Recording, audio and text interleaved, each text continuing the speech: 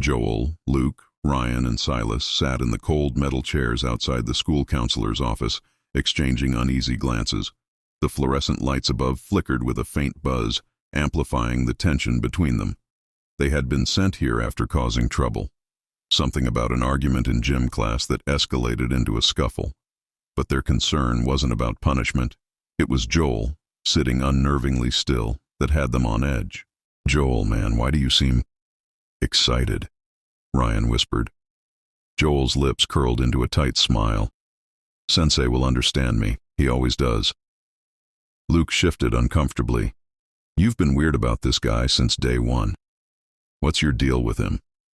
Joel's eyes glinted in the dim hallway light. "You'll see." The door to the office creaked open, and there stood Sensei. He was tall, gaunt, with deep-set eyes that seemed too knowing, and a smile that felt rehearsed but unsettlingly genuine. "Come in, boys," he said, his voice smooth and deliberate. Reluctantly, they followed Joel inside, one by one. Inside, the office was darker than expected, lit by a dim desk lamp. The walls were lined with strange, ancient-looking books and odd symbols scrawled on papers tacked to the walls. A strange smell lingered in the room, something metallic and faintly sweet. Sensei gestured for them to sit. "It seems you found yourselves in a bit of trouble today," he said softly, taking a seat across from them. Luke squirmed in his chair. Sensei's gaze lingered on each boy for a second too long. "Fights are often more than they seem. They are small ruptures, windows into the soul." Ryan frowned. "What does that mean?"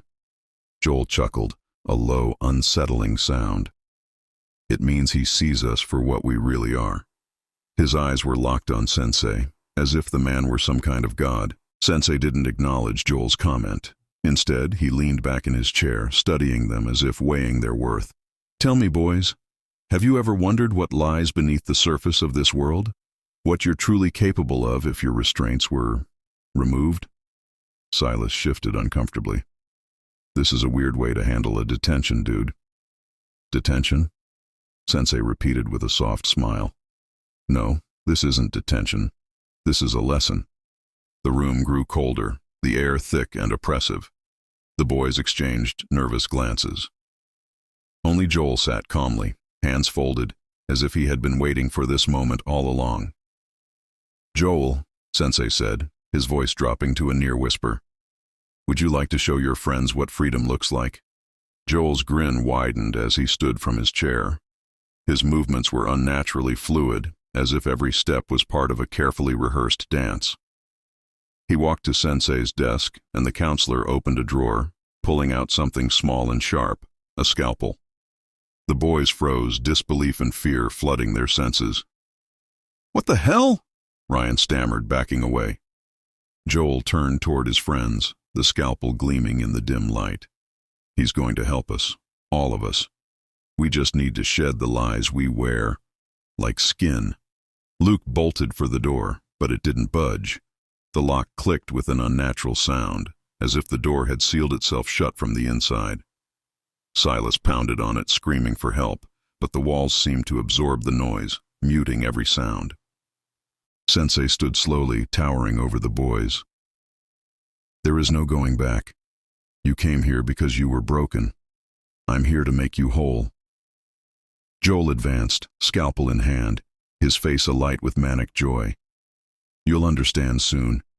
He showed me the truth. Now it's your turn." Ryan and Silas grabbed chairs, holding them defensively, while Luke backed into the corner, eyes wide with terror. But Joel wasn't Joel anymore.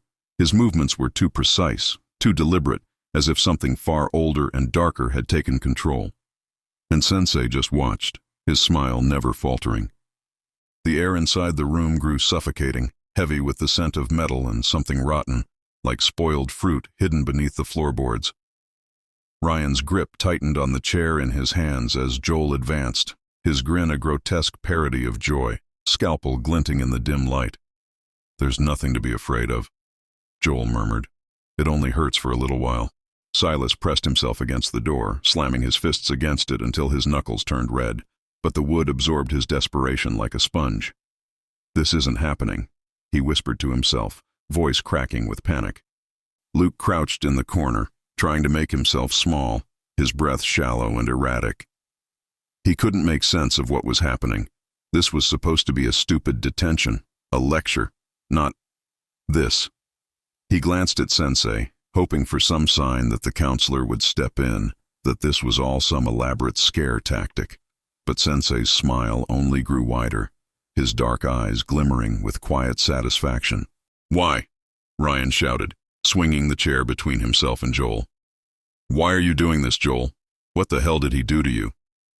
Joel tilted his head like an animal curious about its prey. "He didn't do anything to me. He showed me what I really am. And what you are too." Sensei's voice was soft, almost tender. "Joel's right. There's no need to fear, boys. Fear is just a wall, and once you knock it down..." He spread his hands slowly, as if offering them a gift. "On the other side is freedom." Joel lunged suddenly, the scalpel flashing. Ryan yelped and swung his chair wildly, catching Joel on the shoulder and sending him staggering back. But Joel only laughed, a high, unnerving sound that seemed to echo from every corner of the room. "Stop it! Just stop!" Silas screamed, still pounding helplessly at the door. But the room felt alive now, twisting and warping. The bookshelves seemed taller, the ceiling lower, as if the office itself was rearranging its bones to trap them. "You can't run," Sensei whispered. Not. Luke's head jerked up and he saw it, a glimmer of something, some dark presence writhing just beneath Joel's skin, like shadows swimming under his flesh. It was as if Joel was being hollowed out, carved away piece by piece until only the darkness remained. Joel charged again, faster this time, the scalpel slicing through the air toward Ryan's arm. Ryan swung too late, steel-kissed skin, and blood bloomed in a thin red line across his forearm. "Please, stop this!" Silas cried, tears streaming down his face. He sank to the ground, clutching his knees, rocking back and forth as if he could wake himself from the nightmare. But Sensei's smile only grew, a predator savoring the moment before the kill. "You'll see soon enough. You'll thank me." Ryan, desperate and bleeding, looked to Luke. "We have to fight back." Luke's breath hitched. His limbs felt frozen, but he knew Ryan was right. If they didn't act, they would become whatever Joel had become. "Joel!" Luke shouted, standing up suddenly. "This isn't you. He's controlling you." Joel's expression flickered for a moment, the manic glee giving way to something else, something almost human. For a brief second, Luke thought he saw fear, but then Sensei's voice cut through the air like a knife. "He's not controlling Joel. He's liberated him." The flicker of humanity vanished, and Joel's grin snapped back into place.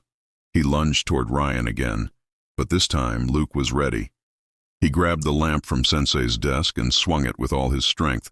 The metal base collided with Joel's temple with a sickening crack. Joel crumpled to the ground, unconscious, the scalpel clattering from his hand. The boys stood in stunned silence, the room suddenly too quiet, as if the walls were holding their breath. "Interesting," Sensei said softly, his smile fading for the first time. "You might be worth more than I thought." Before they could respond, the door unlocked with a sharp click, swinging open slowly. The hallway beyond was dark, and a cold wind rushed in, as if the world outside had shifted while they were inside. "Run," Luke whispered, pulling Ryan to his feet. Without waiting, the three boys bolted for the door, leaving Joel unconscious on the floor. As they stumbled into the hallway, Silas looked back one last time and saw Sensei watching them, his expression calm, as if he knew they'd be back. And somewhere in the dark, Joel began to stir. The hallway stretched before them, dimly lit and impossibly silent, as if the school had been abandoned while they were trapped in the counselor's office. Luke, Ryan, and Silas ran, their footsteps echoing off the cold tile. Ryan clutched his arm, blood trickling from the gash Joel had given him, while Silas fought to keep from hyperventilating. "Where the heck is everyone?"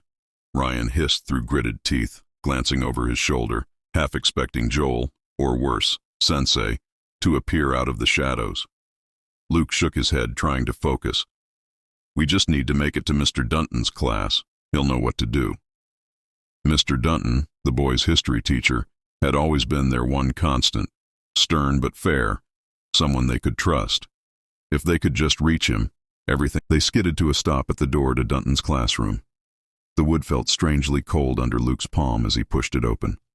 The room beyond was lit by a few flickering fluorescent lights, casting long shadows over the rows of desks. Mr. Dunton stood at the front of the room, writing something on the whiteboard. He was tall, broad-shouldered, with a thick beard and kind eyes that crinkled when he smiled, though there was no smile on his face now. The boys stumbled in, gasping for breath. "Mr. Dunton, you've got to help us," Luke blurted. Dunton turned slowly, wiping his hands on a rag. His gaze moved over the boys, lingering on Ryan's bloody arm and Silas's tear-streaked face. "What happened?" he asked, his voice steady but sharp with concern.